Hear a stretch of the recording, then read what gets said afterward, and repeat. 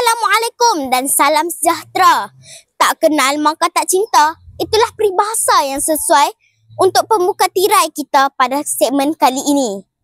Saya Nora Ain Hawani binti Abdul Manaf, wartawan TV OK, akan membawa anda mengenali pusat sumber SK Bertam Perdana dan rangkaiannya.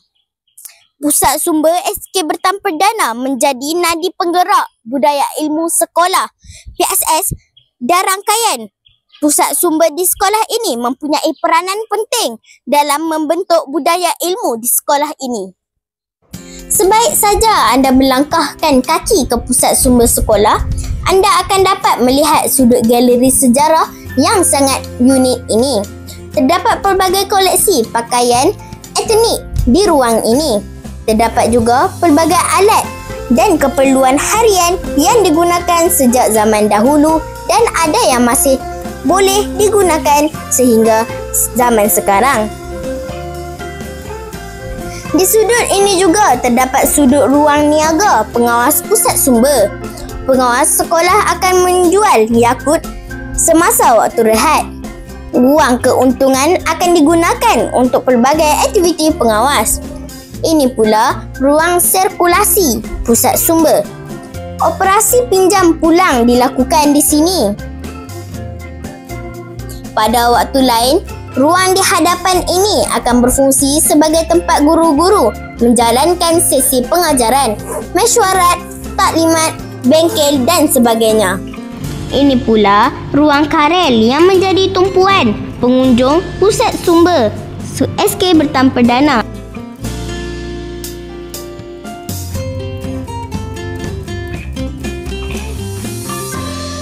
Beginilah suasana dalam pusat sumber sekolah kami.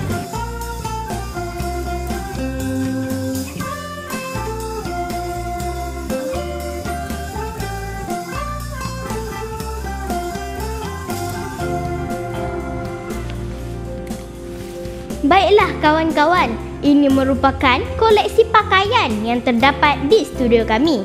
Biasanya pakaian ini digunakan ketika murid-murid membuat pelbagai aktiviti di sekolah.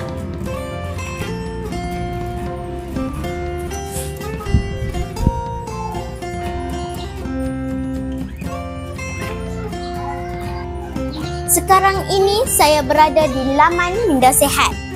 Ruang yang menarik ini disenggarakan oleh Unit Bimbingan dan Kaunseling Sekolah. Di sudut ini, murid-murid dapat berehat sambil membaca buku-buku yang disediakan oleh Unit Bimbingan dan Kaunseling.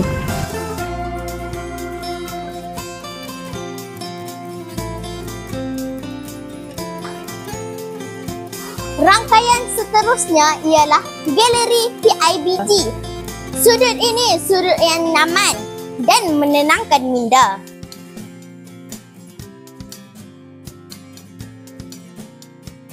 Di galeri PIBG ini juga terdapat tumbuh-tumbuhan herba seperti cengkur manis, daun kari, limau purut, kunyit, cengkur dan lain-lain.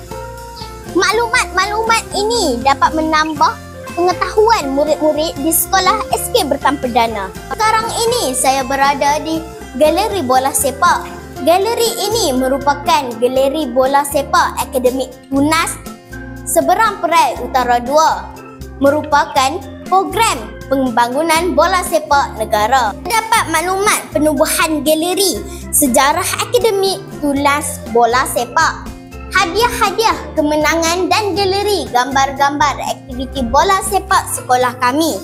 Dalam segmen lain, saya akan bawa dengan lebih mendalam tentang aktiviti bola sepak sekolah kami.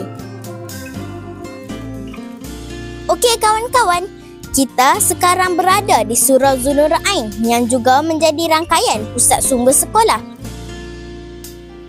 Di sini juga murid-murid dapat menimba pelbagai ilmu, khususnya ilmu agama. Surau ini sering dijadikan tempat untuk pelbagai aktiviti seperti mandi jenazah, khusus haji dan lain-lain. Sekian untuk segmen kali ini. Saya Nora Ain Hawani binti Abdul Manaf, wartawan TV OK.